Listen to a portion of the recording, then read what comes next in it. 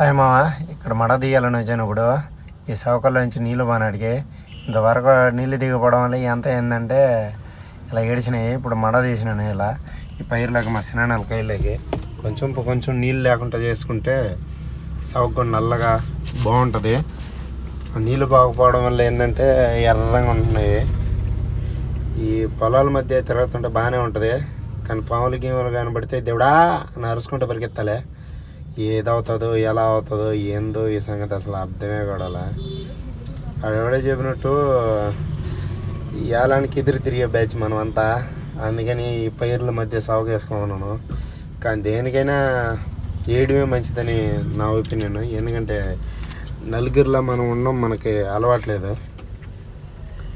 మనమంతా గెలిచినా ఓడినా సరే సింగిల్గానే ఉండాలా, మనకుంటే సపరేట్గా ఉండాలా ఏదైనా ఆలోచించినా కానీ. అందుకని ఇలా వేసినాను నీళ్ళ మధ్య, అందుకని ఎట్లా ఏడుచుకుంటున్నాను. అయినా కానీ పర్లే, అన్నీ బాగా వచ్చాయి, నాకేం బాగా వచ్చాయి.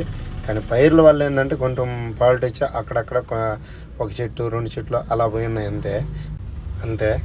ఇంతే మన వీడియో. నచ్చిన వాళ్ళు లైక్ చేయండి, ఫాలో చేయండి, సబ్స్క్రైబ్ చేయండి, నన్ను సపోర్ట్ చేయండి. బాయ్ మామ.